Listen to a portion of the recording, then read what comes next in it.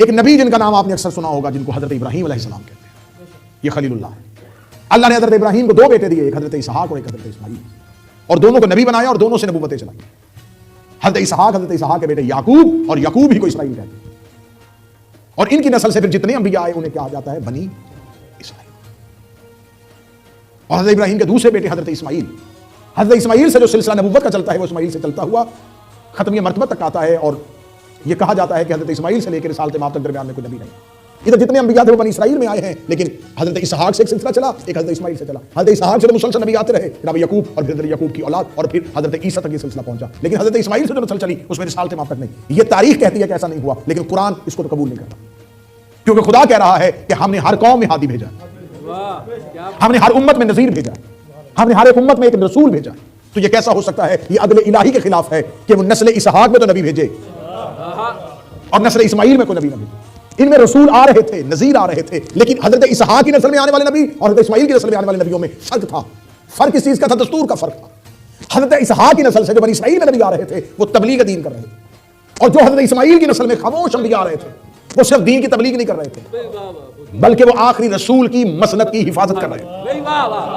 کیا بات ہے، خوبصورت بات ہے۔ وہ صرف اور صرف تبلیغ دین نہیں کر رہے تھے، بلکہ وہ مسند خاتمیت کے قیام کی پوری کوشش کر رہے تھے۔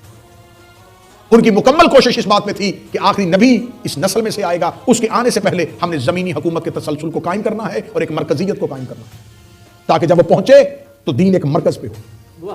یہی وجہ تھی کہ حضرت اسماعیل کو حضرت ابراہیم نے مکہ میں چھوڑا اور انہوں نے خانہ کعبہ کی دیواروں کو بلند کیا اور خانہ کعبہ کو مرکز بنا دیا دین کا۔ وہ دین جو حضرت ابراہیم چھوڑ کے گئے تھے، جسے دین حنیف کہا جاتا ہے، اس کا مرکز کیا بن گیا؟ مکہ اور خانہ کعبہ۔ مکہ کے اوپر نسل اسماعیل کے آنے والے تمام رسولوں کی نظریں مکہ پر تھی کہ وہ یہاں پر آنے والا ہے، جبکہ بنی اسرائیل کے آنے والے انبیاء اور اس کے بعد آنے والی جو نسل تھی وہ یہ سمجھ رہے تھے، اس نبی کی امتیں یہ سمجھ رہی تھی کہ آخری نبی اس نسل میں سے آئے گا جو زمین پر آ کے مسلسل ایک حکومت قائم کرے گا اور نظام دین کو قائم کرے گا۔ لیکن خدا نے آخری رسول کو نسل اسماعیل میں بھیجنا۔ رسول کے آباء و اجداد یا رسول کے باپ دادا، میں بڑے قریب سے شروع کروں، ایک نام تاریخ میں آپ کو بہت دفعہ ممبر سے سنا ہوگا، جناب قصی بن کلاب۔ یہ رسالت مآب کے جد ہیں۔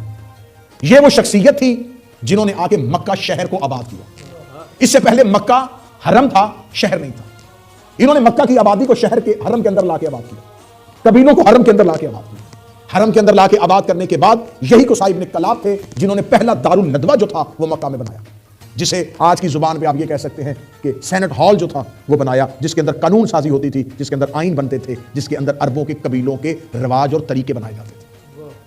یہ سب کچھ کیوں ہو رہا تھا؟ کیونکہ آخری رسول آنے والا۔ کیا بات ہے، کیا بات ہے۔